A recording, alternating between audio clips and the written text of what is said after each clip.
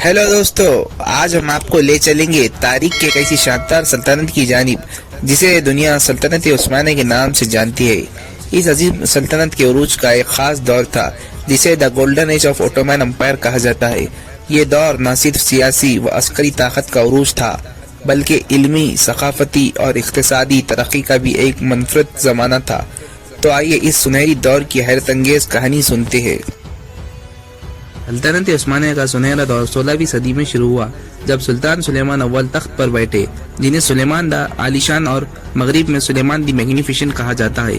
सुल्तान सुलेमान ने 1520 से 1566 तक हुकूमत की और इनके दौर में सल्तनत उस्मानिया ने सियासी, अस्करी और इक्तिसादी तरक्की की बुलंदियों को छुआ। उस्मानी सल्तनत ने इस दौर में 3 बर्रे आज़मों पर अपनी हुक्मरानी कायम की, जिनमें अफ्रीका, यूरोप और एशिया का हिस्सा था। फतूहात बलखात, हंगरी और बगदाद समेत कई अहम इलाकों पर कब्जा किया गया। इन फतूहात ने सुल्तान की सरहदों को वसी कर दिया। सुल्तान सुलेमान के दौर में सल्तनत सिर्फ जंगों में कामयाब नहीं हुई बल्कि इल्म व फनून का भी बेमिसाल फराग हुआ। इस दौर के मशहूर मामर सुल्तान ने शानदार मसाजिद और इमारत तामीर की, जिनमें सुलेमानिया मस्जिद खास तौर पर काबिल जिक्र है। सुल्तान सुलेमान खुद भी एक शायर थे और इनकी कलमी नाम महबी था। इनके दरबार में शायरा, अदीब और फलसफों को भरपूर सरपरस्ती मिली। मदरसों और कुतुब खानों को तामीर किया गया जहाँ इस्लामी उलूम, फलसफे और साइंस तहकीकात पर काम हुआ। सल्तनत उस्मानिया के सुनहरे दौर का एक अहम खुसूसी इक्तिसादी खुशहाल ये थी कि उस्मानियों ने यूरोप, एशिया और अफ्रीका के तिजारी रास्तों पर कंट्रोल हासिल किया। इस्तांबुल बैनुल अक़वामी तिजारत का मरकज बन गया। एक अजीम, मुनज़्ज़म और मनसूबा टैक्स निज़ाम राइज किया गया जिससे खजाने को मजबूती मिली। ज़राअत के फ़रोग़ और किसानों को सहूलियात फराहम की गई जिससे दही इलाकों में खुशहाली आई।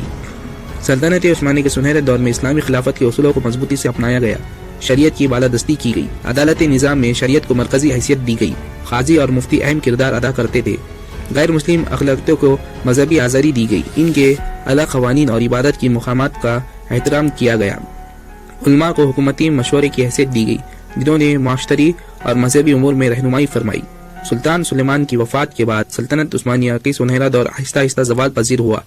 अंदरूनी मसाइल, दरबार में साजिशें और कमज़ोर हुक्मरानों ने सल्तनत की ताकत को कमज़ोर करने लगे। यूरोपी ताकतों ने उस्मानियों के खिलाफ इत्तेहाद बनाया और अस्करी दबाव बढ़ाया। तिजारत के नए रास्ते दरियाफ्त होने से उस्मानियों की तिजारत आमदनी कम हो गई। दोस्तों, सल्तनत उस्मानिया के सुनहरे दौर तारीख का एक हैरत अंगेज बाप है। यह दौर हमें सिखाता है कि क़यादत, इत्तेहाद और इल्म की अहमियत क्या है। अगर आपको ये वीडियो पसंद आई हो तो इसे लाइक और शेयर ज़रूर करें और हमारे चैनल इतिहास के निशान को सब्सक्राइब करें।